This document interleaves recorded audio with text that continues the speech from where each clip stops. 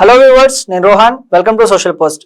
చాలా మంది students IIT, JEE, NEET exams లో క్వాలిఫై అయ్యి మంచి కాలేజీల్లో, యూనివర్సిటీల్లో సీట్ సంపాదించాలనుకొని ఆశపడుతూ ఉంటారు. కానీ కొన్ని సందర్భాల్లో చాలా మందికి ర్యాంక్ రాకపోవచ్చు.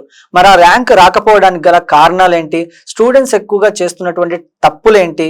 జేఈఈ, ఐఐటి, నీట్ ఇలాంటి ఎగ్జామ్స్ లో మనం క్వాలిఫై అవ్వాలి, బెస్ట్ మార్క్స్ తెచ్చుకోవాలంటే ఏ టైంలో ప్రిపరేషన్ స్టార్ట్ చేయాలి? ముఖ్యంగా పేరెంట్స్ యొక్క తల్లిదండ్రులు ఆ ప్రిపరేషన్ ఏదైతే ఉంటుందో ఆ ఇచ్చే వాటిలో చేసేటువంటి తప్పులేంటో ఈ వీడియోలో డీటెయిల్ గా తెలుసుకునే ప్రయత్నం చేద్దాం. సో ఈ రోజు మనతో పాటు ఎక్సెల్ ఇన్స్టిట్యూషన్స్ ఫౌండర్ మొహిద్దీన్ గారు ఉన్నారు. ఆయనతో మాట్లాడదాం. హలో మొహిద్దీన్ గారు.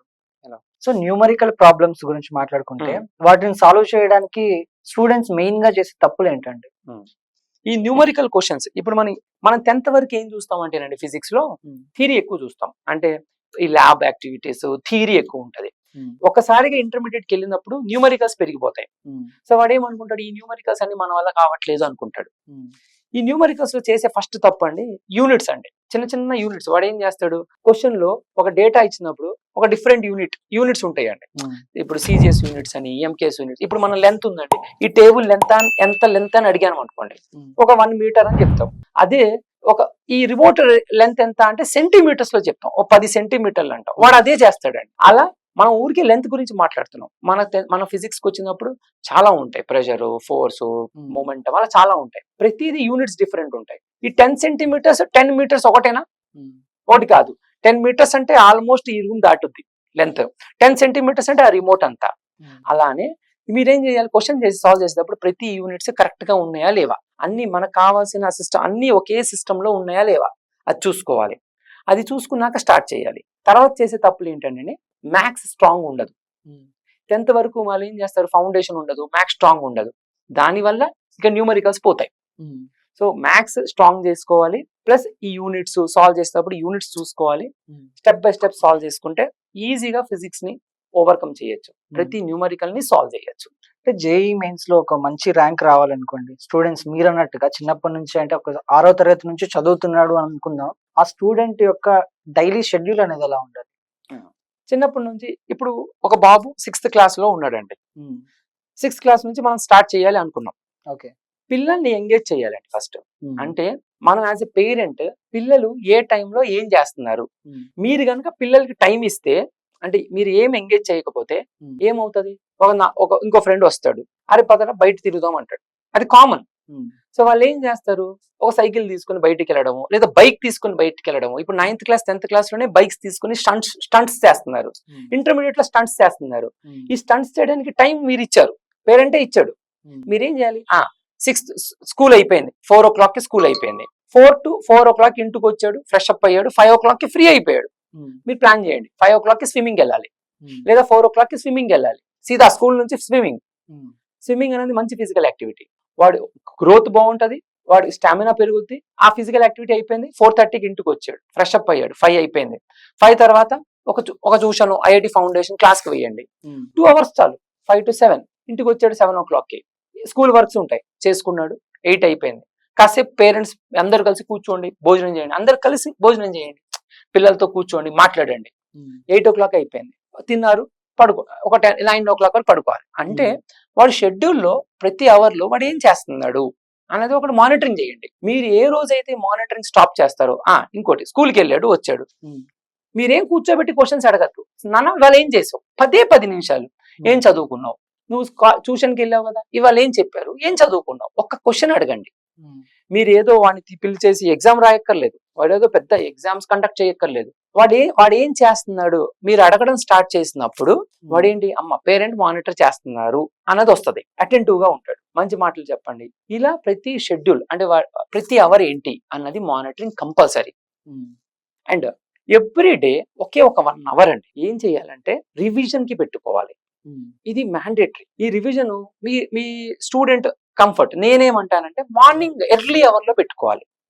ఎర్లీ అవర్ ఒక 6 o'clock కి లేవండి, 6 to 7 revision. Every theory, every formula complete గా రివిజన్ కి పెట్టుకోండి. ఈ రివిజన్ మ్యాండేటరీ ఎవ్రీడే పెట్టుకోవాలి.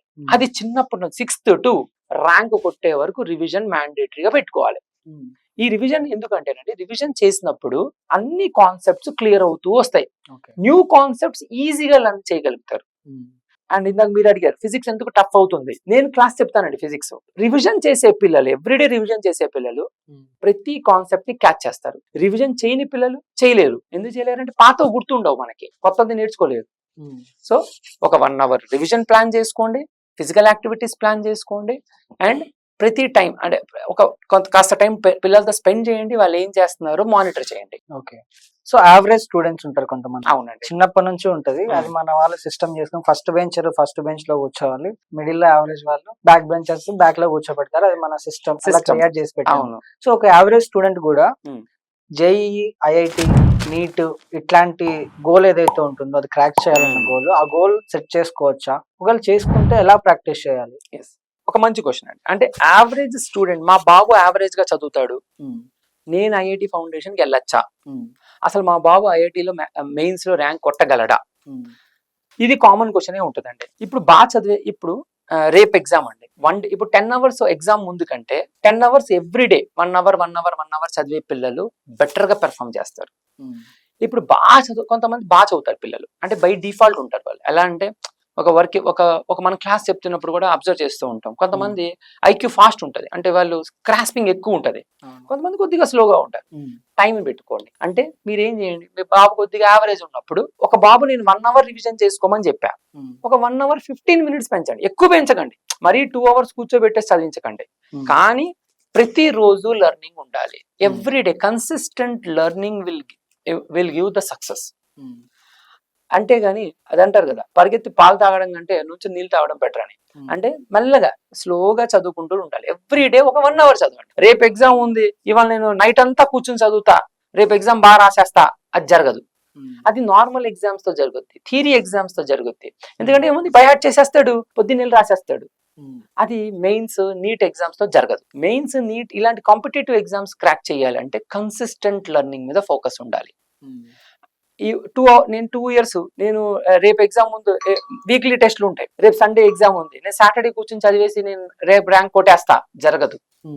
కన్సిస్టెంట్ లెర్నింగ్, ఇదే వర్డ్ గుర్తుపెట్టుకోవాలి. ఎవ్రీ డే మీ బాబు రివైజ్ చేయాలి, మీ బాబు క్లాసెస్కి వెళ్ళాలి, మీరు మానిటర్ చేయాలి. ఇలా ఎవ్రీ డే కన్సిస్టెంట్ లెర్నింగ్ ఉంటే యావరేజ్ స్టూడెంట్ అయినా అద్భుతమైన రిజల్ట్స్ తీసుకురాగలడు. తీసుకొచ్చిన పిల్లలు కూడా ఉన్నారు మన దగ్గర. చిన్న చిన్న స్కూల్స్ వచ్చిన వాళ్ళు కూడా, మన పిల్లలు, మన ట్యూషన్ లో పిల్లలు ఐఐటీస్ లో చదువుకుని 30-40 లక్షల శాలరీస్ ఇవాళ గెయిన్ చేస్తున్నారు. ఒక మధ్య తరగతి వాడికి 30 లక్షల శాలరీ వచ్చినప్పుడు ఫస్ట్ డే, అంటే ఇయర్ కి 30 లక్షలు అండి. అసలు అలా ఆనందానికి అసలు అదుపులు ఉండవండి. కళ్ళంపడ నీళ్ళు, అది కన్నీరు వెళ్తూ ఉంటది, అది ఆనంద బాష్పాలు అంటాం మనం. ఇవన్నీ మనం సాధించగలం. కన్సిస్టెంట్ లెర్నింగ్ వల్ల పాసిబుల్ అవుతుంది. ఫైనల్ గా మీ నుంచి స్టూడెంట్స్ కి ఏదైనా ఒక చిన్న సజెషన్ ఇవ్వమంటే ఏం చెప్తారండి? మా స్టూడెంట్ కి సజెషన్ అంటే ప్రతి దాని మీద ఆల్ రౌండర్ గా ఉండాలి. మీకు ఇష్టమైన ఫిజికల్ యాక్టివిటీని హోల్డ్ చేయండి. లైక్ నాకు మా బాబు క్రికెట్ అంటే ఇష్టం, ఒక క్రికెట్ కి కోచింగ్ కి వెళ్ళండి. ఆల్టర్నేట్ డేస్ మీ ఇష్టం వచ్చినట్టు అటు ఉండాలి. చదువుకి మోర్ ఇంపార్టెన్స్ ఇవ్వండి. మధ్య తరగతి వాళ్ళం జీవితాలు మారాలంటే చదువు ఒకటే మార్చగలదు. నేను క్రికెట్ వదలొద్దు అన్నట్టు, వదలమని చెప్పడం లేదు, బ్యాలెన్స్ చేసుకోవాలి. ఒక 1 hour మీరు క్రికెట్ ఆడుకోండి, 2 hours చదువుకోండి. పేరెంట్స్ కి చెప్పేది ఏంటంటే, మీ బాబు యొక్క షెడ్యూల్ ని మానిటర్ చేయండి. మీ బాబుకి బయట తిరుగుతున్నాడండి, ఇంట్లో టీవీ చూస్తున్నాడు, మాకు కంప్లైంట్స్ వస్తాయి. టీవీ పెట్టుకుని అలానే కూర్చుంటున్నాడు అంటే, టీవీ పెట్టుకుని చూసేంత టైం మీరు ఇచ్చారు కదండి. మీరు టైం ఎందుకు ఇచ్చారు? స్విమ్మింగ్ కి పంపొచ్చు కదా. 500 రూపాయలు అండి జస్ట్. ఇప్పుడు మన గవర్నమెంట్, మన జిహెచ్ఎంసీ వాళ్ళు మెయింటైన్ చేస్తున్నారు, అద్భుతంగా మెయింటైన్ చేస్తున్నారు. 500 rupees monthly, 1 hour swimming plan చేసుకోండి. అలా అంటే మానిటర్ చేయండి. పేరెంట్స్ ఏమో టైం మానిటర్ చేయాలి, స్టూడెంట్స్ ఏమో ప్రతి టైం ని పర్ఫెక్ట్ గా యూటిలైజ్ చేసుకోవాలి. రైట్ మొహిద్దీన్ గారు, థ్యాంక్ యూ అండి. థ్యాంక్ యూ సో మచ్ అండి. Thanks for giving this opportunity. Thankful to the management and you. Thanks అండి. ఓకే.